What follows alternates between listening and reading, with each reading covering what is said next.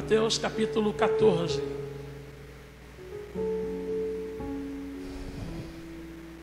Eu quero ler os textos de 22 a 33.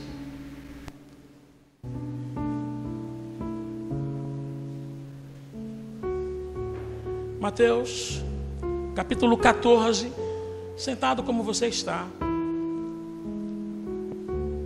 Eu quero ler o texto do 22 ao 33. Aliás, até o 36. Você achou o texto, amém? Glória a Deus. E logo ordenou Jesus que os seus discípulos entrassem no barco e fossem adiante para outra banda, enquanto despedia a multidão. E despedida a multidão, subiu ao monte para orar à parte. E chegada já a tarde, estava ali só. E o barco estava já no meio do mar, açoitado pelas ondas, porque o vento era contrário. Mas à quarta vigília da noite, dirigiu-se Jesus para eles, caminhando por cima do mar. E os discípulos, vendo caminhar sobre o mar, assustaram-se, dizendo: é um fantasma, e gritaram com medo. Jesus, porém, lhes falou logo, dizendo: tende bom ânimo, sou eu, não temais. E respondeu-lhe Pedro e disse: Senhor, se és tu, manda-me ter contigo por cima das águas. E ele disse: vem. E Pedro, descendo do barco, andou sobre as águas para ir ter com Jesus. Mas sentindo o vento forte, teve medo, e começando a ir para o fundo, clamou dizendo: Senhor, salva-me. E logo Jesus, estendendo a mão, segurou e disse-lhe: homem de pequena fé, por que duvidaste? E quando subiram para o barco, acalmou o vento. Então aproximaram-se os que estavam no barco e adoraram-no, dizendo: és verdadeiramente o Filho de Deus. E tendo passado para outra banda, chegaram à terra de Genezaré. E quando os homens daquele lugar o conheceram, mandaram por todas aquelas terras em redor, e trouxeram-lhe todos os que estavam enfermos, e rogavam-lhe que ao menos eles pudessem tocar a orla da sua veste. E todos os que a tocavam ficavam sãos. Que Deus aplique a sua palavra ao nosso coração. Eu quero falar nessa noite sobre andando sobre as águas. E esse texto, ele é um texto muito rico. E esse texto ele fala muito sobre a pessoa do nosso Senhor Jesus Cristo. E a primeira coisa que esse texto fala sobre Jesus é a disposição que Jesus tinha para orar. Eu acredito que se você conhece esse texto, você deve ter percebido que esse movimento de Jesus, essa ação, ela é relatada imediatamente após a primeira multiplicação realizada por Jesus dos pães e dos peixes. E que quando ele faz essa primeira multiplicação, ele despede as multidões e ele orienta os seus discípulos que atravessem para o outro lado da margem do lago de Tiberíades, o mar da Galileia, e ele foi orar. E é interessante que quando você conhece de fato o texto, você percebe que Jesus Cristo, ele teve um dia que foi extremamente cansativo. Porque Jesus e seus discípulos, eles tinham ministrado a ponto de não poderem almoçar. Depois eles foram para Betsaida para descansar, e chegando lá, ao invés de descansar, o que é que eles encontram? Eles encontram uma multidão. E daí Jesus para ministrar a essa multidão. Ele faz com que os discípulos se envolvam com aquela multidão. Ele faz com que os discípulos alimentem aquela multidão. E depois ele os despede. E naquele dia cansativo, ao invés de fazer o que eu faria e o que você faria, que seria descansar, Jesus ele vai orar. E se você entende a linguagem bíblica sobre quarta vigília da noite, você vai perceber que Jesus começa a orar antes da primeira vigília da noite, que era em torno de 6 horas da tarde. E ele só termina de orar na quarta vigília da noite. A primeira vigília era de 6 às 9 da noite. A segunda de 9 à meia-noite. A terceira de meia-noite a 3 da manhã. E a quarta de 3 da manhã às 6 da manhã. E a Bíblia diz que Jesus vai à direção dos discípulos na quarta vigília. Então Jesus deve ter, naquele dia cansativo, parado para orar em torno de 7 horas. Eu acredito que ele faz isso, e só foi 7 horas porque aquele dia foi puxado para ele. E essa é a primeira lição que esse texto aqui nos fala, da alegria que Jesus tinha de passar todo o momento junto com o Pai. Por quê? Porque oração é um privilégio. E nem sempre a gente se dá conta disso, irmãos. Eu já tive a oportunidade de ir a várias apresentações de cantores gospel aqui em Maceió. E uma das coisas que me impressiona muito é como as pessoas, e milhares de pessoas, ficam numa tentativa descomunal, depois desses eventos, para entrar, para ter 5 minutos, ao menos, com o seu cantor favorito, que seja ao menos para tirar uma foto, ou então um autógrafo aqui, esse CD que eu comprei seu. Eu não sou contra isso não, tem gente que eu gosto também de estar perto. E geralmente nesses eventos o pessoal nos chama, a mim e a minha esposa, para que a gente tire foto. Eu tiro mesmo. Eu tenho foto com vários cantores. Mas a grande coisa e que às vezes me impressiona é como a gente faz questão de estar com simples seres mortais. E a gente se torna displicente de estar na presença do nosso Deus maravilhoso. Sabe, irmãos, e uma das coisas que eu acho interessante é que às vezes até para orar nós temos que ser desafiados a orar. É campanha disso, é campanha daquilo. Eu não sou contra a campanha de oração. Eu acredito que as campanhas de oração entraram até nas igrejas justamente para forçar o povo a fazer uma coisa que deveria ser um hábito comum, que era o hábito de orar. Porque dos grandes privilégios que nós temos é desfrutar, sabe, irmãos, desse privilégio que eu chamo de incomensurável, desse privilégio extraordinário que é de estar na presença de Deus, conversando com Ele, abrindo o coração para Ele, aferindo a vida e recebendo orientação, iluminação e inspiração. E eu acredito que não há momento mais precioso do que o momento de estar a sós com Deus, ou como agora aqui, em uma comunidade com Deus.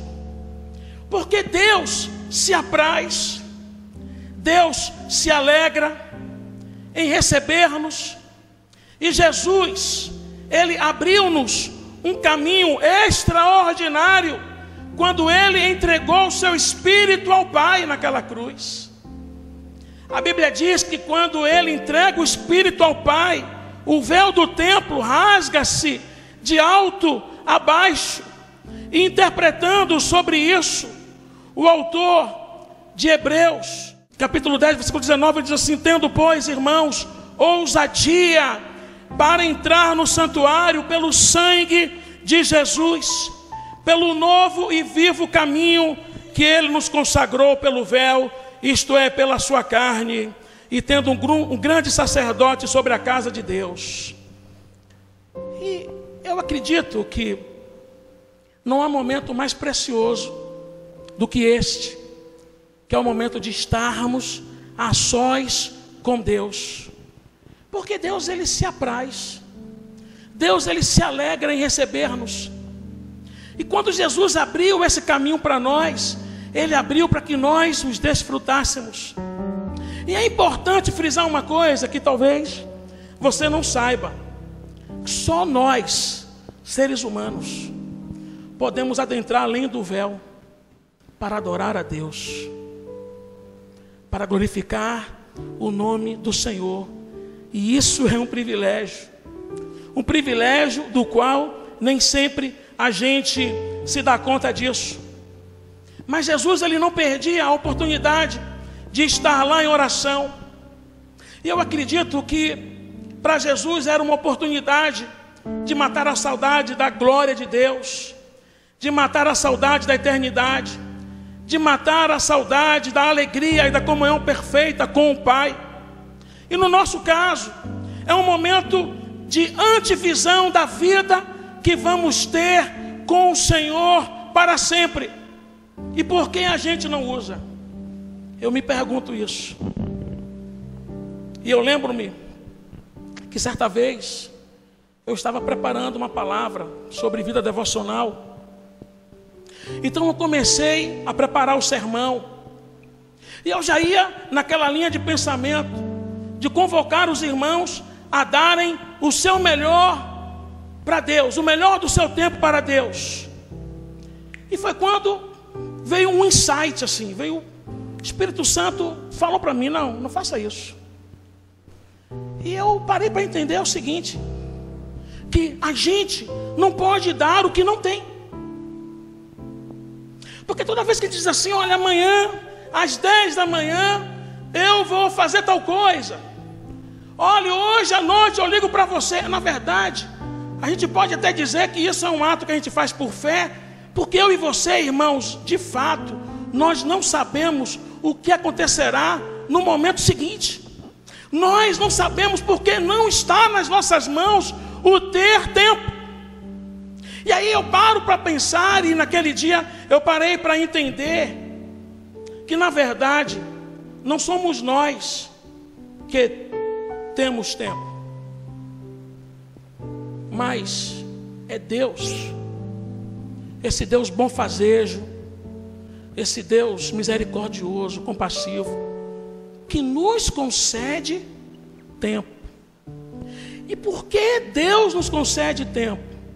Para que possamos usufruir prioritariamente com Ele. Então não é você que tem tempo, é Deus que te concede tempo, para que você possa desfrutar dele e viver para Ele.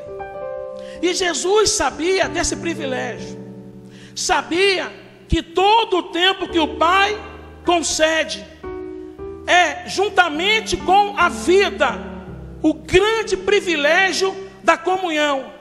E Ele usufruía muito da comunhão com o Pai. Então esse texto começa com um desafio a nós. E o desafio que esse texto nos traz é: use bem o seu tempo, o tempo que o Senhor lhe concede. Use prioritariamente este tempo com Ele, para conversar com Ele.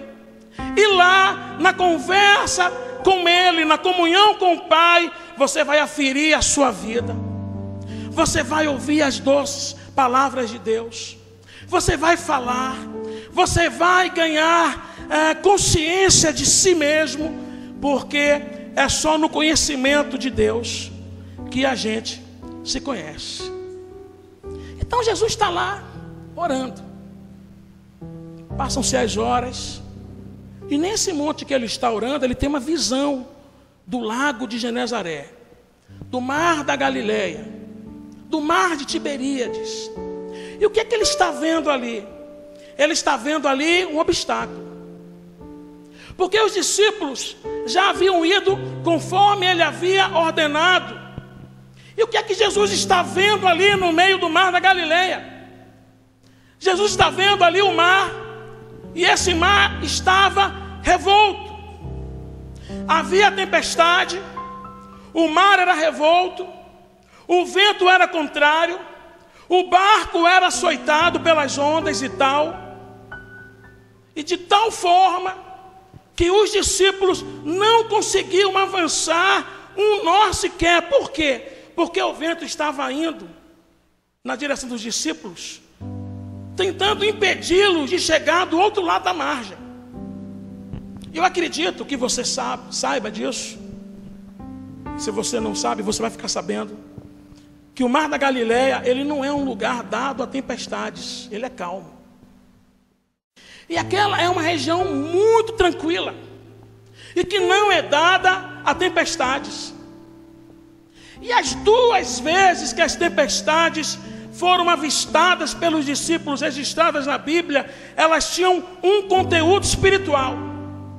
Então, o que Jesus de fato estava percebendo era que aquele vento contrário, que fez com que os discípulos estivessem ali no barco remando de 6 da tarde até ali entre 3 às 6 horas da manhã, não sabemos precisar o horário, era que aquele vento ali, sabe, era um empecilho espiritual contra o avanço de Cristo, tentando impedi-lo de chegar a Genezaré, conforme nós acabamos de ler aqui, em que ele iria curar várias pessoas, libertar outras vidas. E aí, irmãos, o que é que Jesus Cristo faz? O que é que ele faz? E é isso que eu acho show de bola aqui nesse texto. E como eu me apego a esse texto quando eu leio? Porque eu olho Jesus, eu fico pensando, enquanto eu preparava essa mensagem, essa madrugada, eu fiquei visualizando Jesus orando e vendo os discípulos lá naquela luta. Aí Jesus Cristo disse assim: eu já sei o que eu vou fazer. Ele desconsidera a oposição. Ele faz pouco caso da oposição espiritual ao avanço dele. Ele desconsidera um instrumento que esta oposição usava, que era o mar empolado, revolto, e ele vai na direção dos discípulos como? Andando. Aleluia. E aí eu tiro uma lição disso aqui.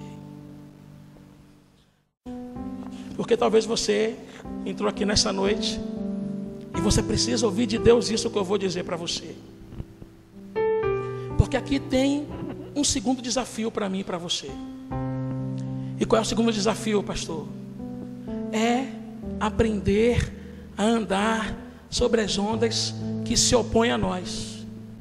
É claro que esse desafio não é literal. Jesus não está mandando você fazer surf. Se bem que eu tenho aqui algumas ovelhas que amam fazer surf. E Jesus não está mandando, é claro, você sair por aí dizendo: eu vou andar sobre as águas e morrer afogado. Não é nada disso.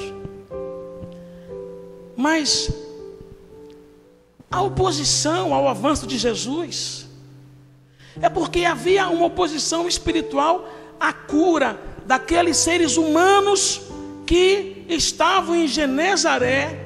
E a Bíblia diz que Jesus os curou a todos, e não só de Genezaré, mas de toda a circunvizinhança, que vieram para tocar-lhe as vestes e serem curados.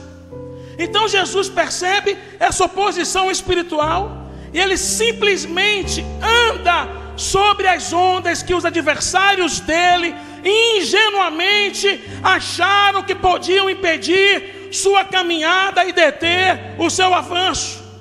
E aí eu tenho duas grandes lições aqui para o meu coração e para o seu coração. Primeira grande lição é que não há nada que impeça o avanço de Cristo em direção a mim e a você. Aleluia. Porque no momento em que Deus decide que vem para nos socorrer, Ele vem para nos socorrer. Não importa o que o adversário da nossa alma opõe a Cristo, na tentativa que eu vou declarar aqui, certamente em glória, de tentar impedi-lo de chegar até onde nós estamos. Não tem jeito, irmãos. Nada se opõe a Jesus Cristo. Aqui nesse texto, o adversário usou a força da natureza, e Jesus simplesmente desconsiderou os ventos contrários, desconsiderou as ondas impolares, e ele foi andando. E aí é interessante entender uma coisa, que não importa a forma como ele irá fazer, se com barco ou andando sobre as águas, o importante é que ele vai até você. Não importa como você entrou aqui hoje, e não importa a situação que você está enfrentando, se Cristo decidir que hoje é o dia que Ele vai socorrer você, Ele vai até você. Ele vai até você e vai menosprezando dos seus adversários, aleluia, porque Ele é Senhor dos mares e Senhor sobre os mares. E a segunda lição que eu aprendo em Jesus andando sobre as águas é que o andarmos sobre as águas está diretamente ligado à nossa comunhão com Deus. Perceba uma coisa, que Jesus ele anda sobre as águas depois que sai da comunhão com Deus. Ele enfrenta o obstáculo e ele desconsidera o obstáculo. E aí eu digo para você que está aqui, eu espero também que você está nos ouvindo pela Rádio Farol Melodia, possa entender que a sua capacidade de reagir aos infortúnios, a sua capacidade de reagir aos obstáculos da sua vida é proporcional à sua comunhão com o seu Deus. A sua capacidade de reagir aos obstáculos, aos infortúnios da vida é proporcional à comunhão com o seu Deus. Porque quanto mais nós comungamos com Deus, mais nós desprezamos a aparente força das trevas e das circunstâncias. Porque quanto mais comungamos com Deus, mais temos consciência de que não há obstáculo intransponível. É por isso que o apóstolo Paulo diz para as pessoas que estão ansiosas e aflitas: olha, não fique ansioso, não fique aflito, não fique nervoso. Em tudo, porém, sejam conhecidas diante de Deus as vossas petições, através das súplicas, com orações e ações de graças. E a paz de Deus, oh, que coisa incrível, irmãos.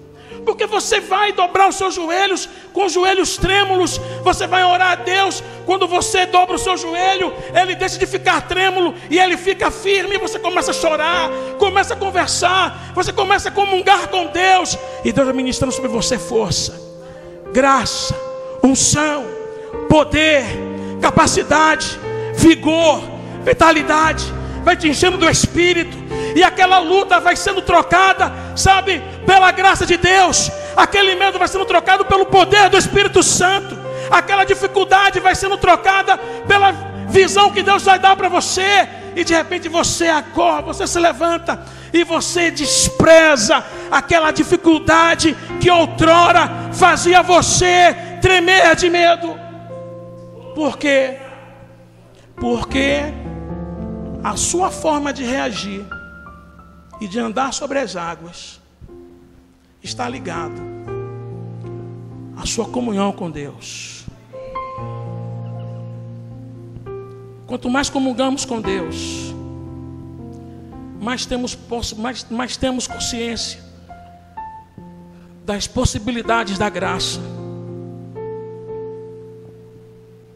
E aí, as más notícias da maldade, e talvez você está vivendo esse tempo de más notícias, e elas só estão te abalando porque você deixou de estar perto de Deus. Não que você não ama Deus, mas deixou de comungar com Deus. E quando você comunga com Deus, essas más notícias não conseguem te abalar, porque a nossa comunhão com Deus nos aponta para uma outra perspectiva. E qual é essa perspectiva, pastor? A perspectiva da vitória que há em Cristo Jesus na sua ressurreição. E a ressurreição é a vitória sobre a morte e sobre todas as suas manifestações.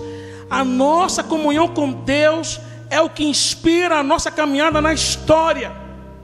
Então, quanto menos comunhão com Deus, mais agreste a história, mais difícil fica a caminhada. Quanto mais comunhão com Deus, mais possibilidade de avanço, mais possibilidade de descanso, mais possibilidade de vitória.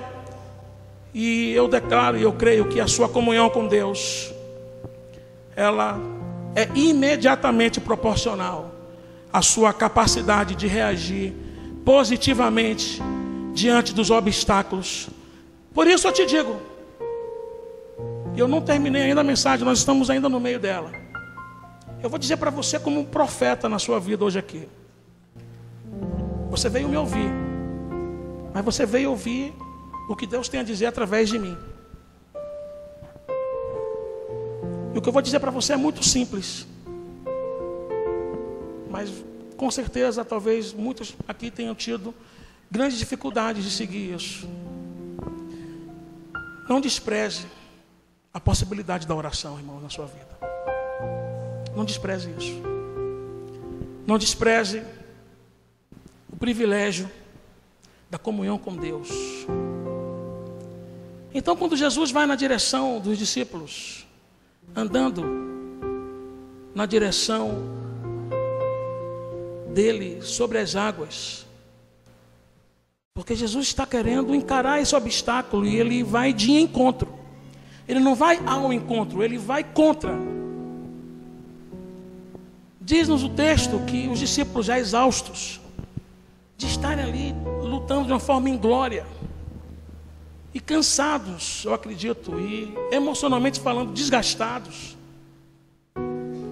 eles veem alguém andando sobre as águas. A primeira reação deles é achar que ali é um fantasma. E eu fico imaginando 12 homens barbudos gritando no meio do mar. Ah, é um fantasma! Ah! E eu fico imaginando se eles não se abraçaram assim, com medo, porque não tem lógica. Andar sobre as águas não tem lógica. Aí de repente Jesus, ele diz algo para os discípulos que ele todos os dias diz para a gente. Todos os dias Jesus tem um não temas para nós. Ele diz assim: tenha um bom ânimo, sou eu, não temam, aleluia. E eu acredito que você sabe quantos não temas existem na Bíblia. 366. O diabo vem com a notícia ruim, já tem um antídoto de Cristo para aquele dia. Não temas, sou eu, estou convosco. Olha, a dificuldade está arrebentando. Jesus diz assim, no outro dia, não temas. Aí você segura aquele não temas. Aí você está passando por uma luta, é a vida financeira, é a onda da vida financeira que está tentando te derrubar. Aí chega aquela carta dizendo: olha, se você não pagar em 48 horas, protesto. Aí o diabo, está vendo? Acabou, é o fim. Aí Jesus para aquele dia tem, não tem mais. 366. Nós temos o ano bissexto. Então até para o ano bissexto nós temos o não temas de Jesus Cristo. E aí é interessante que para cada dia do ano ele diz assim: sou eu que estou com você, sou eu ao vosso lado, não tenha medo, você está comigo, eu estou com você. Aleluia. Aí Pedro ouve esse não temas de Cristo, ele reconhece a voz, mas ele diz: Senhor, se é o Senhor mesmo, manda-me ir contigo por sobre as águas. Aí Jesus Cristo diz o quê? Vem. E aí Pedro nos ensina 3 lições, que se eu e você levarmos isso a sério, irmãos, que bênção. A primeira lição que Pedro me ensina, que é o desejo de ser como Jesus, de crer como Jesus, de viver como Jesus, porque ele quer dizer o seguinte: Senhor, se é o Senhor, eu também quero ir. Em mim mesmo eu não posso, mas em Ti, Senhor, eu posso. Esse é o desejo que nós temos que ter. Nós tínhamos de ter isso sempre, irmãos. Essa semana eu presenciei uma conversa entre um esposo e uma esposa, e a filha, e eu estava entre eles. E ele me perguntou sobre algo, eu respondi. Aí a esposa brincou com ele de uma forma. Aí ele olhou para a esposa e falou assim: filha, eu quero ser um homem de Deus. Eu achei linda essa afirmação, porque esse é o desejo que você tem que ter. Ser uma mulher de Deus, de ser um homem de Deus, de ser a semelhança de Jesus Cristo de Nazaré, de ser como Ele, de dizer o seguinte: se Jesus pode, eu também posso. E eu posso o quê, pastor? Eu posso vencer os vícios, eu posso vencer os pecados, eu posso vencer tudo aquilo que me angustia. Jesus pode. Em Cristo eu também posso. Eu posso andar com fé. Jesus podia andar, eu também posso. Em mim mesmo não dá, mas em Cristo Jesus dá. Aí eu digo para você o seguinte: não aceite vida cristã medíocre. Encare essa possibilidade de andar também sobre as águas. Você não precisa, irmão. Você não precisa, irmã. Você não precisa, querido visitante, amado, ovelhas que Deus colocou em minhas mãos. Vocês não precisam ser mais escravos de nada e nem de ninguém. Você pode andar sobre as águas com Jesus, ter uma vida vitoriosa como Jesus, pois Jesus agora mora em você. Então não aceite como definitiva nenhuma fraqueza, não aceite como definitiva nenhuma incapacidade moral ou espiritual. Não aceite como definitiva essas coisas. Se Jesus pode, você também pode. Por quê? Porque Ele habita em você, porque o Espírito Santo habita em você. Tanto que Jesus Cristo disse para Pedro: Pedro, venha, pode vir, eu respaldo você. É sobre isso que eu quero que você ande, sobre as águas. Segunda lição que Pedro me ensina é a necessidade, irmãos, de mudança de paradigmas. Porque eu acredito que tem situações na nossa vida que Deus nos permite passar para que nós venhamos a mudar a nós mesmos, a nossa visão de vida, mudar aquilo que nós acreditamos ser a verdade. Porque observe bem uma coisa: Pedro, ele é pescador. Pedro vivia naquelas águas. Pedro sabia tudo sobre o lugar. E Pedro sabia ainda 2 coisas sobre a água. O que é, pastor? Primeiro, que água não sustenta ninguém de pé, pois não tem densidade e ninguém fica de pé na água. Pedro sabia disso. Mas Pedro também sabia uma segunda coisa: que as 2 únicas maneiras como a água sustenta alguém, ou é boiando, ou é nadando. Naquele mar, inclusive, empolado, com o mar revolto, nenhuma das 2 hipóteses daquilo que Pedro conhecia iria dar certo, pela forma como estava a onda e como estava o vento. Ele tinha entendimento que não ia dar para boiar e que não ia dar para nadar, Mas lá estava Jesus andando sobre as águas e dizendo a Pedro: vem. Então agora o que é que eu paro para pensar sobre Pedro? É que ele tem que passar por uma transformação. E talvez você entrou aqui nessa noite e você está me ouvindo para entender Deus dizer para você o seguinte: que você precisa passar por uma transformação aqui, por uma renovação de entendimento. Conceitos precisam ser confrontados no seu coração e na sua mente. Agora a questão é: Pedro vai ter que decidir. E ele vai ter que decidir o quê? Ele vai decidir sobre o que é a verdade. Se a verdade é aquilo que ele conhece por experiência, se a verdade é aquilo que ele está vendo, ou se a verdade é aquilo que ele está vendo Jesus fazer e mandar ele também fazer. E isso é o desafio que está diante de mim e de você todo dia. Qual é o desafio, pastor? O que é a verdade? Verdade é o que eu sei por experiência? Verdade é o que eu sei por pesquisa? Ou verdade é o que o Senhor diz para mim e para você? E nós temos que decidir isso diariamente. Verdade é o que eu estudei, ou o que eu sei, ou o que o Senhor diz que é possível pela fé. O que é a verdade, irmãos? E por qual caminho nós estamos caminhando? Agora, Pedro, ele tem uma forma de enxergar a verdade que não é só a experiência, que não é só a pesquisa, mas é a fé. Porque quando você caminha com Deus, você vai entender que tem coisas que aparentemente são, mas que não são. E que aquelas coisas que aparentemente não são, são as que são. E que parecem loucura. Que verdade é essa do homem andar sobre as ondas?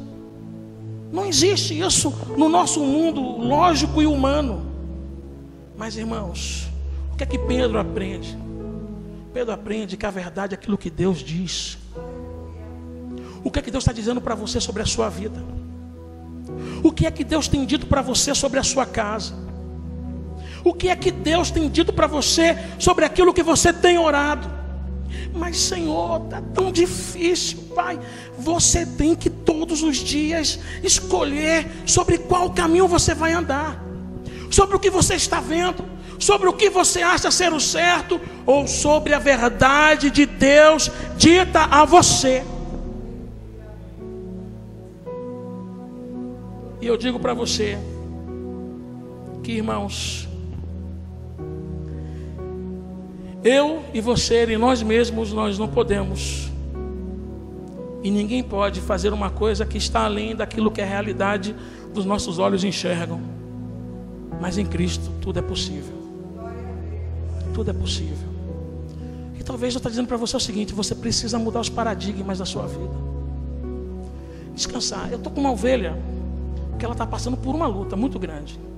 E ela viajando, quando ela estava voltando, ela fez uma prova de Deus. Senhor, se o Senhor quer que continue fazendo isso, faça com que tal coisa aconteça. E Deus é interessante como Deus, às vezes, Ele responde a nossa oração e faz milagres, não por causa da nossa fé, mas por causa da nossa incredulidade. E aí, era algo que humanamente falando era impossível daquela resposta vir. Quando dá 15 para meia-noite, essa pessoa recebe o sinal que Deus mandou. Aí ligou para mim: pastor, disse, agora descanse, segure, porque Deus já disse para você o que é.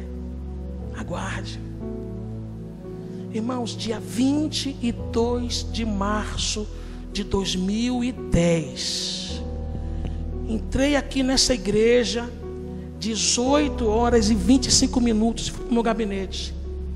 Liguei no programa da rádio. E eu, antes de ligar, disse: Deus, eu estou tão aflito, fale comigo. Dobrei meus joelhos. E o pastor que estava pregando, ele estava falando sobre os 4 porquês de Davi. Porque estás abatido a minha alma e porque te perturbas dentro de mim. Espere em Deus. E eu comecei a chorar.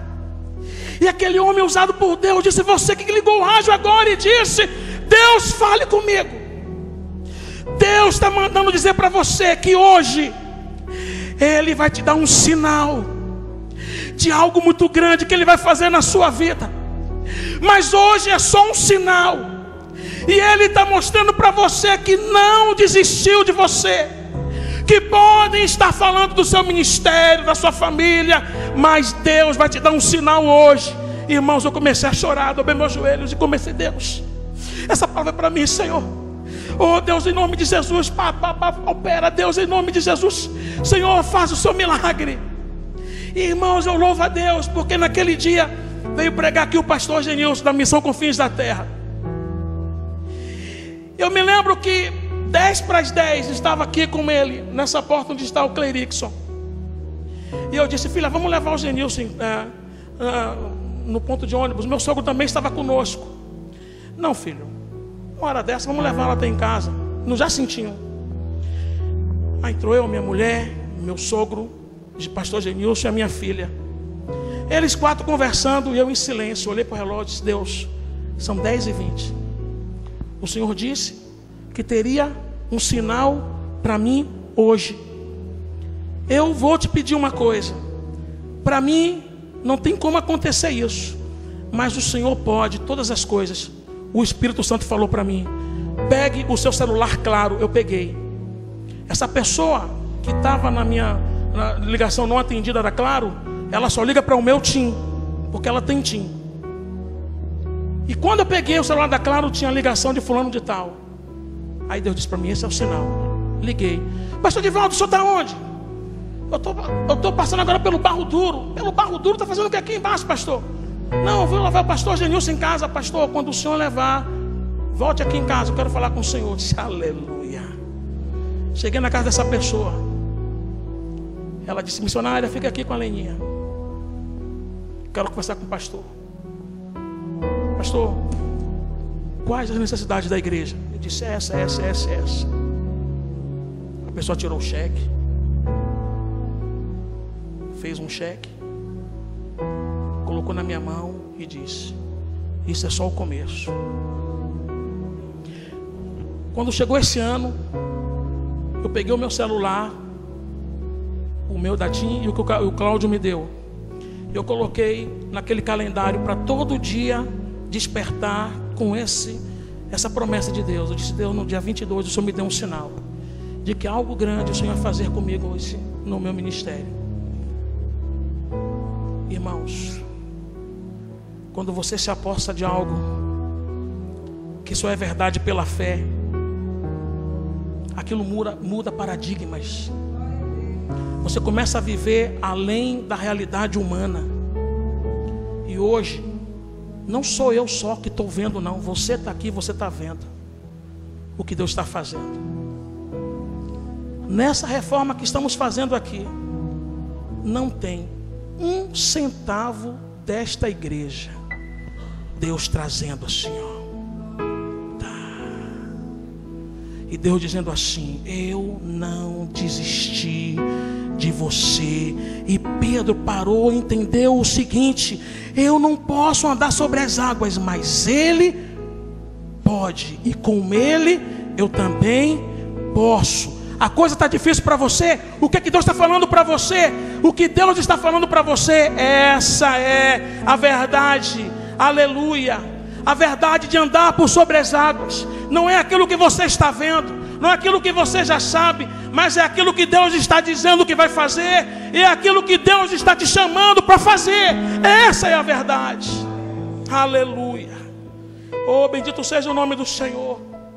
E a terceira coisa que eu aprendo com Pedro aqui, e que ele ensina para a gente, é a força das circunstâncias. Porque de repente Pedro, ele começou a sentir a força do vento, ele começou a sentir a força das ondas, e começou a submergir, e ele tira os olhos de Jesus. E nós temos sempre 2 focos para o nosso olhar. Um é Jesus, E o outro são as circunstâncias. Quando você olha para as circunstâncias, você despreza Jesus. Quando você olha para Jesus, você relativiza as circunstâncias. E eu e você precisamos decidir sempre quem nós vamos relativizar, se Jesus Cristo ou as circunstâncias. No primeiro momento, você percebe ali Pedro, ele relativizou as circunstâncias e ele privilegiou a Jesus Cristo. Mas no segundo momento, com a força do vento, com a força das ondas, ele foi tirando a ênfase em Jesus e olhando para as lutas, olhando para o vento, olhando para as ondas, e ele então começa a submergir. E a questão aqui é entender que o problema não estava nas circunstâncias, pois elas não se alteraram em nenhum momento, irmãos. Pedro saiu do barco, o vento continuava forte, as ondas revoltas.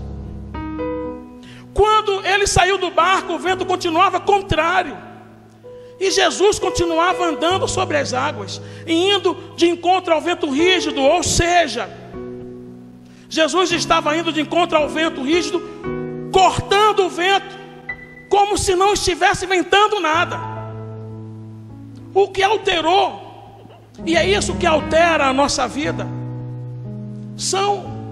ou melhor dizendo, o que alterou e o que altera em nossa vida é o nosso ânimo. E foi isso que alterou na vida de Pedro, o ânimo dele, por causa do desvio do foco. Então, enquanto ele estava olhando para Jesus, as circunstâncias estavam relativizadas, não era quase nada. Mas quando ele começou a olhar ao redor, o que acontece dentro dele? O medo se apodera, a incredulidade vem, sabe? E ele então começa a submergir. E todo dia nós temos que decidir, e você está aqui nessa noite para isso, para aprender a decidir quem é que vai comandar a sua vida. Se as notícias ruins que você recebe, ou a fé que a gente nutre. Você tem que decidir diariamente isso.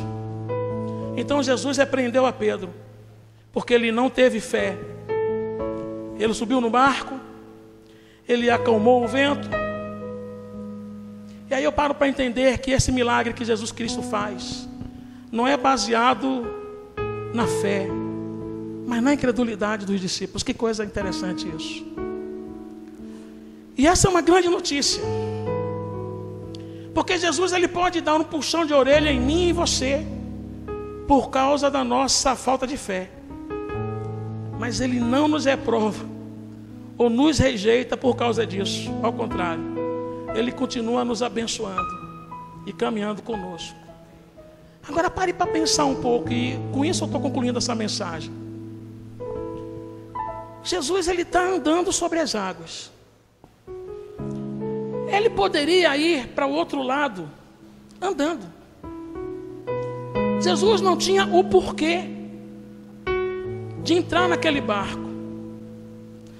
Dos 12, somente um, que foi Pedro, começou a ter uma fé um pouco tímida. Os outros sequer ousaram sair do barco.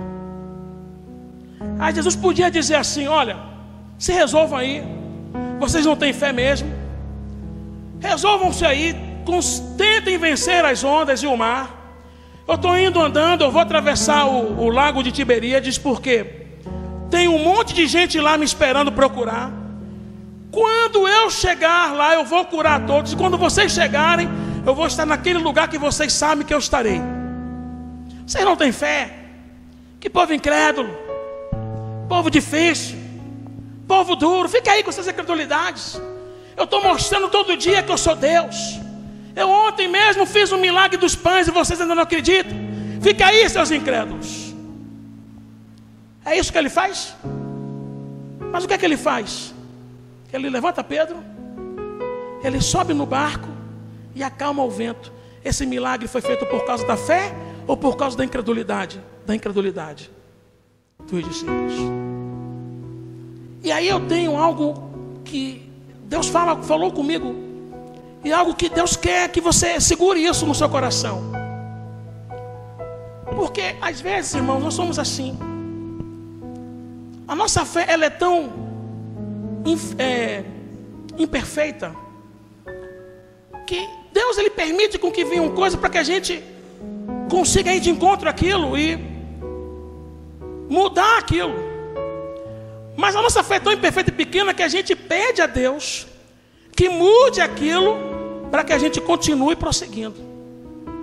Aí Deus, como é paciente, como é misericordioso, Ele, ao invés de forçar você a ir pela forma como Ele quer que você vá, Ele traz as circunstâncias dentro daquela compreensão sua e faz um milagre dentro da sua compreensão para que você prossiga.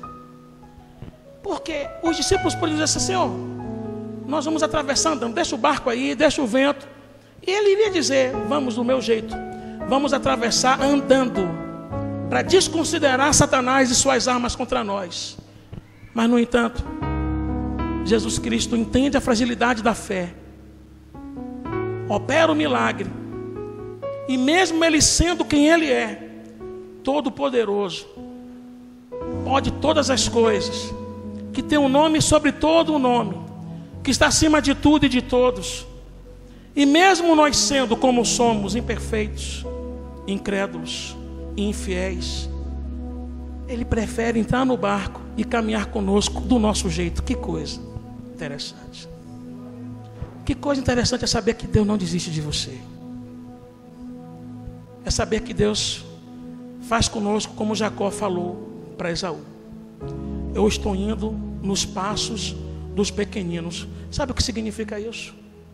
E nos passos dos pequeninos significa você estar numa caminhada, numa maratona com uma criança, um filho seu pequeno, como essa criança que está aqui no colo da Ruth. E de repente, digamos que a Ruth, ela é uma atleta, mas o filho dela não é. Está na maratona, correndo. Se a Ruth quiser que o filho dela siga a corrida dela, ele vai se perder, porque ele não pode, ele não tem condições. Mas para que ele chegue até o final daquela maratona, ela tem que cadenciar os passos. Ela pode dar muito mais, ela talvez chegue até em último, mas por causa do filho, ela está cadenciando os passos. Mãe, filha, e o filho vai dizer: mãe, eu estou ganhando, mãe, da senhora. E ela se deixando ganhar, só porque não quer deixar de estar perto do filho. Deus faz assim com a gente. Deus faz isso com você. Tem coisas que poderiam ser diferentes na sua vida e na minha vida, mas por que não são? Porque como nós somos imperfeitos, Deus vem e desce até a nossa linguagem, até a nossa compreensão. Por quê? Porque tem prazer em estar conosco, tem prazer em caminhar com você. Você pode não ser esse cara todo, Deus sabe disso. Ele tem prazer em estar com você, e nada vai tirar Ele de ter esse prazer. A sua pequena fé, a sua incredulidade, nada vai tirar Deus estar do seu lado, porque Ele tem prazer em estar com você. Lá em Salvador, um dia, brincando com a minha filha, ela começou a me pegar, eu me abaixava um pouquinho assim, e quando ela me segurava, eu me levantava para ela achar que ela estava me levantando. E ela dizia: eu estou forte, de novo caiu de novo. E ela acreditou que de fato ela estava me levantando. Aí ela vinha brincar comigo, aí eu me abaixava um pouquinho, imagina, eu desse tamanho. Aí ela me pegava, aí eu me levantava, aí ela dizia assim: eu sou forte. Deus faz assim com a gente também. Ele se faz, Ele se deixa levar por amor de mim e de você. E é isso que Jesus ensina, que Ele poderia ter andado por sobre as ondas, mas preferiu, por causa da pequena fé dos discípulos, entrar no barco e ir do jeito deles até o lago de Genezaré. E a minha oração nessa noite é que Deus te abençoe você, e que você saia daqui com a consciência de que você pode andar sobre as águas.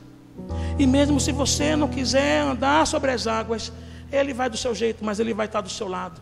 Mas você só não pode desistir de uma coisa, de acreditar que Ele está com você. Que quanto mais você caminha com Ele, mais você vai ter força para menosprezar as dificuldades da sua vida. Vamos ficar em pé. Eu quero chamar a equipe de louvor e depois nós vamos fazer algumas orações em nome de Jesus.